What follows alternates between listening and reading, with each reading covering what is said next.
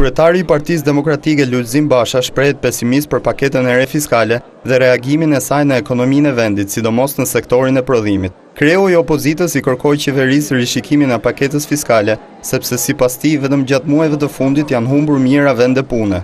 Shkak kryesor sipas Bashës është rritja e taksave për prodhuesin vendas. Mbi 40.000 vende pune janë humbur nga ekonomia në muajt e fundit. Ky nuk është sinjal i mirë.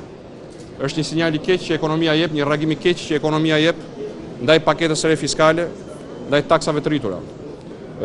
Kjo situatë vjen si rezultati drejt për drejt i presionit të taksave të larta, ndaj i bëj thirrje qeverisë të shqyrtojë me përparësi dhe me urgjencë këtë situatë dhe të propozoj menjëherë masat për dalë nga kjo situatë e vetë krijuar, siç e thash, nga një paket fiskal që nuk stimulon as investimet, as prodhimin, as konsumin dhe as punësimin.